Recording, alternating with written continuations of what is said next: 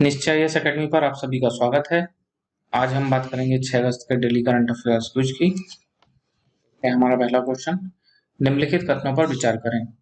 संयुक्त राष्ट्र बाल कोष अंतर्राष्ट्रीय बाल आपातकालीन कोष का उत्तराधिकारी है।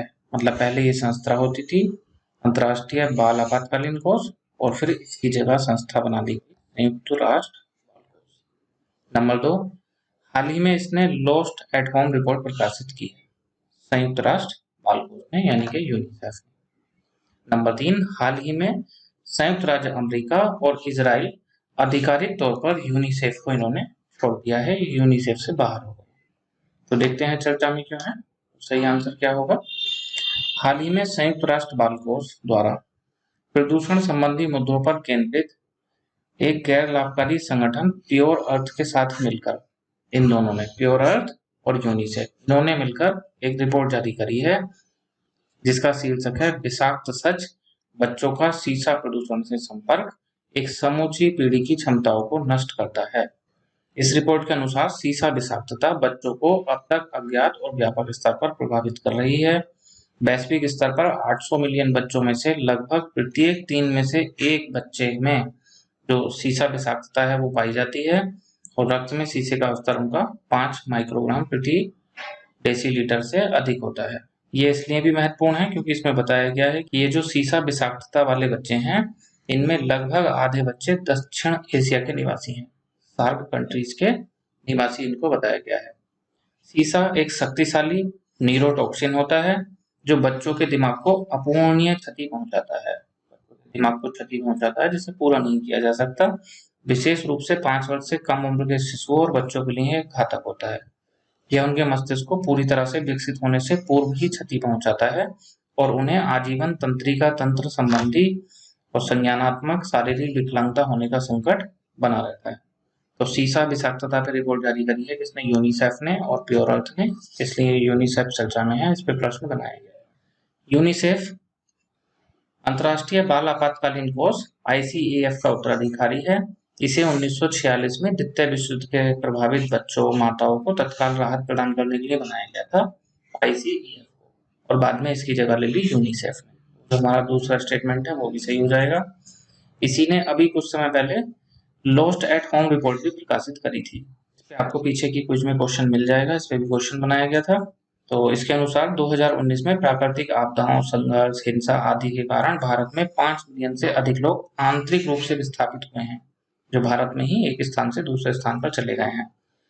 और फिलीपींस, बांग्लादेश और चीन के बाद भारत दुनिया में सबसे अधिक आंतरिक विस्थापन वाला देश है, चौथे नंबर पर आता है।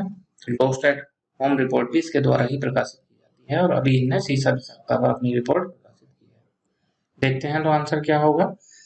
संयुक्त राष्ट्र बाल कोष अंतर्राष्ट्रीय बाल आपातकालीन कोष का उत्तराधिकारी है, ठीक है। हाल ही में इसने लॉस्ट एट होम रिपोर्ट प्रकाशित की थी, ये भी ठीक है। हाल ही में संयुक्त राज्य अमेरिका और इजराइल ने आधिकारिक तौर पर यूनिसेफ को छोड़ दिया है, ये भी ठीक है। USA और इजराइल यूनिसेफ से बाहर हो गए हैं। पूछा है कौन से कथन सही हैं, तो हमारा आंसर क्या हो जाएगा? D 1, 2 and 3। नेक्स्ट, निम्नलिखित कथनों पर विचार करें। मुल्ला पेरियार बांध केरल में पेरियार नदी पर स्थित है। नंबर 2, पेरियार राष्ट्रीय उद्यान बांध के जलाशय के आसपास स्थित है।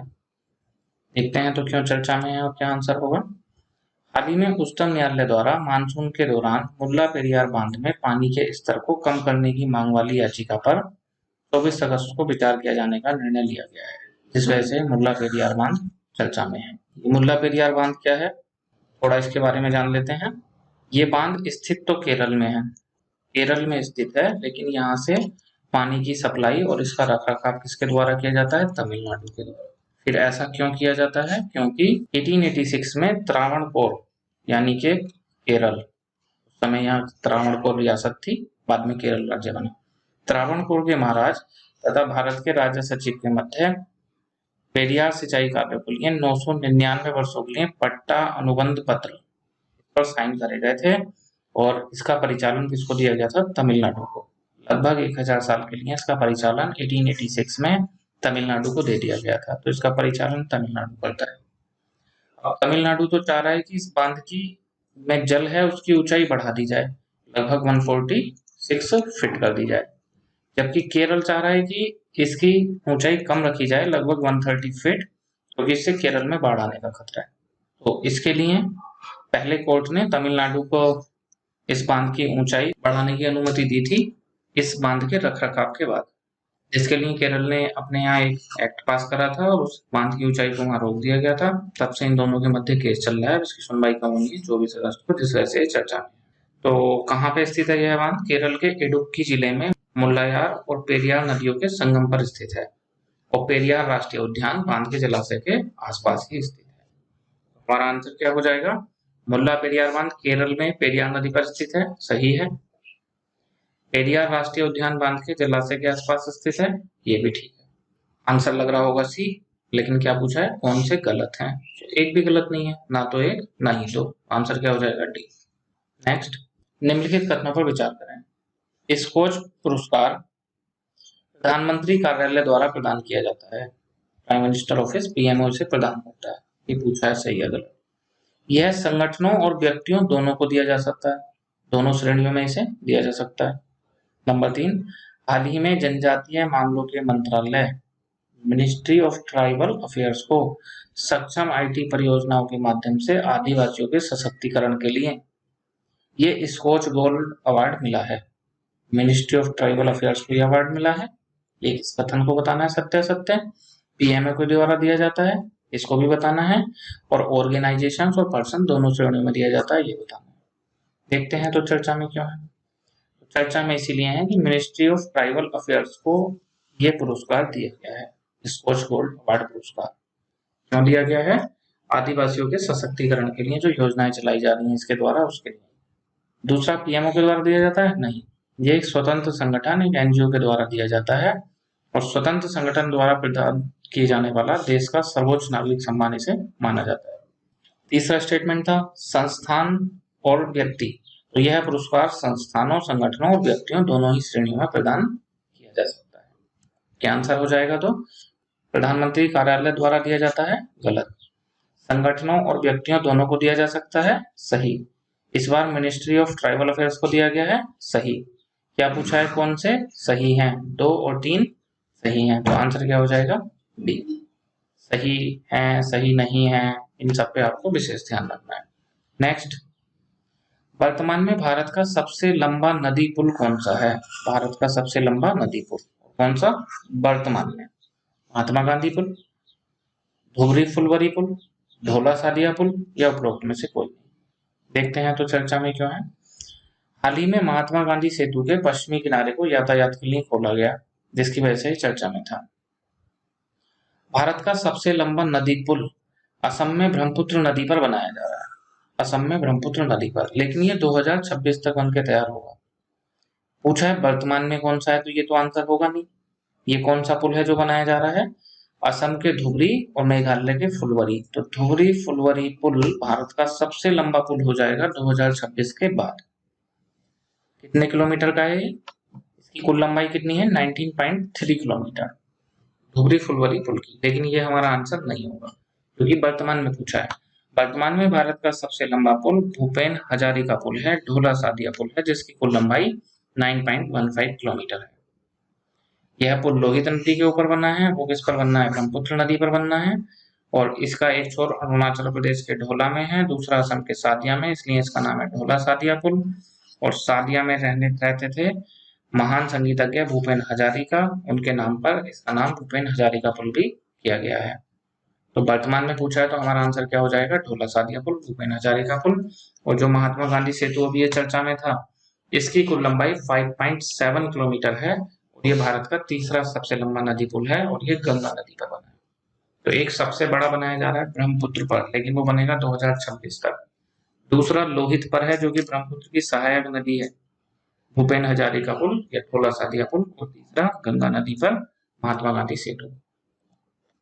आईएएस के लिए तो नहीं, लेकिन पीसीएस में ये क्वेश्चन आपके काफी काम का हो सकता है। तो इसका आंसर क्या हो जाएगा? सी, ढोला सादिया पुल। नेक्स्ट, बाल गंगाधर तिलक के बारे में निम्नलिखित में से कौन से कथन सही हैं? उन्होंने मांडले जेल में श्रीमद् भगवत गीता रहस्य पुस्तक लिखी थी, संक्षेप में इसे गीता रहस्य भी कहा जाता है। वह भारतीय राष्ट्रीय कांग्रेस के संस्थापक सदस्य थे, इसका मतलब जब 1885 में कांग्रेस की स्थापना हुई थी तभी से ये इसके सदस्य हैं। और नंबर 3, उन्होंने एज ऑफ कंसेंट बिल का समर्थन किया था, जिसने लड़कियों के लिए विवाह की उम्र को 10 से बढ़ाकर 12 कर दिया था। तो इसका इन्होंने समर्थन किया था। देखते हैं चर्चा में क्यों है। तो महान स्वतंत्रता सेनानी तथा पूर्ण स्वराज्य के प्रबल समर्थक लोकमान्य बाल गंगाधर तिलक, इनकी 100वीं पुण्यतिथि मनाई गई 1 अगस्त को, जिस वजह से चर्चा में है। कुछ दिन पहले भी हमने इन पे क्वेश्चन किया था, क्योंकि लाल बाल पाल इनको जोड़ने के लिए एक प्रोग्राम चलाया जा रहा है। महाराष्ट्र, पंजाब और बंगाल सरकार तीनों मिलके, लाला लाजपत राय पंजाब से, बाल गंगाधर तिलक महाराष्ट्र से और बिपिन चंद्र पाल बंगाल से, तो जिस वजह से ये चर्चा में था। वो त्रिवर्षीय कार्यक्रम पूरा चलाया जा रहा है, तो हमने देखा था। तो 1 अगस्त को इनकी जयंती मनाई गई, ये चर्चा में है। इन तीनों से मिला के अगर इनको आप अच्छे से पढ़ लेते हैं तो आप मान के चलो कि एक क्वेश्चन तो आपको परीक्षा में कम से कम मिल ही जाएगा, क्योंकि तीनों काफी चर्चा में है और बार बार चर्चा में आ रहे हैं। लाल बाल पाल, लाला लाजपत राय, बाल गंगाधर तिलक, बिपिन चंद्र पाल, इनमें इनको बाल गंगाधर तिलक को भारतीय शांति का जनक भी कहा जाता है। जवाहरलाल नेहरू ने इन्हें भारतीय क्रांति का जनक कहा था। महात्मा गांधी ने इन्हें आधुनिक भारत का निर्माता कहा था, बाल गंगाधर तिलक को। और एक व्यक्ति हैं वैलेंटाइन सिरोल, ब्रिटिश संपादक हैं, उन्होंने इनको कहा था भारतीय शांति का जनक। इनका प्रसिद्ध नारा है, स्वराज मेरा जन्मसिद्ध अधिकार है और मैं इसे लेकर रहूंगा। और इन्हें जब इनके लेखन कार्य के लिए, अखबार के संपादन के लिए जेल दी गई, तब इन्होंने वहां मांडले जेल में श्रीमद् भगवत गीता रहस्य नामक पुस्तक भी लिखी, तो स्टेटमेंट भी ठीक हो जाएगा। ये कांग्रेस पार्टी में 1890 में शामिल हुए थे, 1885 में नहीं। तो इसका मतलब वो जो इनको संस्थापक सदस्य बताया गया है वो गलत हो जाएगा, संस्थापक सदस्य नहीं थे। और जो सहमति बिल था, जिसमें लड़कियों के विवाह की आयु 10 से बढ़ाकर 12 वर्ष की गई थी, इन्होंने इसका समर्थन नहीं करा था, विरोध करा था। विरोध इसलिए करा था क्योंकि ये 12 नहीं क्या चाहते थे कि लड़की की शादी की उम्र 16 वर्ष और लड़की की 20 होनी चाहिए, जिस वजह से इन्होंने इसका विरोध करा था। देखते हैं तो हमारा क्या आंसर हो जाएगा। उन्होंने मांडले जेल में गीता रहस्य पुस्तक लिखी, ठीक है। संस्थापक सदस्य थे, गलत है। एज ऑफ कंसेंट बिल का समर्थन किया था, गलत। विरोध किया था। पूछा है कौन सा सही है, तो आंसर क्या हो जाएगा, केवल 1। पूछा होता कौन से सही नहीं है, तो आंसर क्या हो जाता 2 और 3। तो अभी हमारा आंसर क्या हो जाएगा, सी, केवल 1। अगर एक क्विज आपको पसंद आती है तब आप इसे लाइक करें, अपने फ्रेंड्स के साथ इसे ज्यादा से ज्यादा शेयर करें और निश्चय इस अकेडमी को सब्सक्राइब करें। इस क्विज को आपको नोट करने की जरूरत नहीं है, इसकी पीडीएफ आपको डिस्क्रिप्शन सेक्शन में मिल जाएगी, वहां से आप इसे डाउनलोड कर सकते हैं। आज के लिए इतना ही, धन्यवाद।